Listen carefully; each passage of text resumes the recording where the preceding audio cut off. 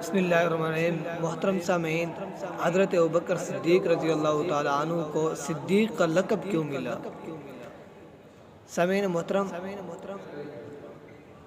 آپ صلی اللہ علیہ وسلم جب معراج پر تشریف لے گئے تو آپ صلی اللہ علیہ وسلم نے واپسی پہ آ کے جب قوم سے اس بات کا اظہار کیا تو قوم نے کہا کہ کیسے ہو سکتا ہے کہ رات کے بعد حصے میں آپ ساتوں آسمان اور وہاں سے بھی آگے عرش معلیٰ تک گئے اور راتوں رات واپس آ گئے۔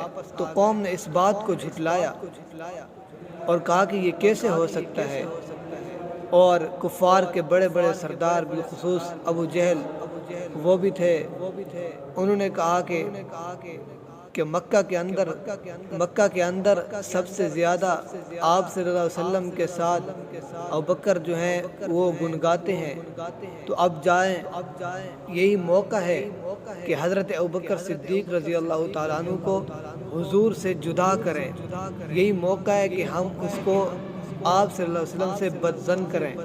چنانچہ وہ لوگ حضرت ابوبکر صدیق رضی اللہ تعالیٰ عنہ کے پاس گئے اور انہوں نے کہا حضرت ابوبکر صدیق کو کہ اے ابوبکر، کہ ایک آدمی کہے کہ میں رات کو یہاں سے ساتوں آسمانوں اور پھر وہاں عرش معلیٰ تک اور وہاں بھی پھر جنت اور جہنم کا نظارہ کر کے پھر رات کو واپس آ گیا، تو کیا یہ بات عقل میں آنے والی ہے؟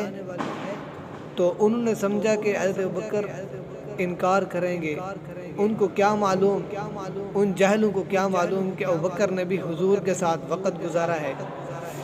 تو حضرت ابوبکر صدیق نے کہا کہ کس نے کہا، یہ بات کس نے کہی ہے؟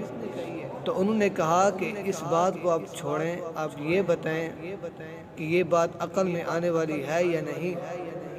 تو حضرت ابوبکر صدیق نے کہا کہ نہیں، آپ یہ بتائیں کہ یہ بات کس نے کی ہے۔ تو انہوں نے کہا کہ یہ آپ کے محبوب، آپ کے پیغمبر محمد صلی اللہ علیہ وسلم نے کی ہے۔ تو انہوں نے کہا کہ اگر وہ کہتے ہیں تو وہ بالکل سچ کہتے ہیں، اس میں کسی قسم کا جھوٹ نہیں ہے۔ تو اس وقت آپ صدیق کے لقب سے آپ مشہور ہو گئے، آپ کو صدیق کا لقب مل گیا۔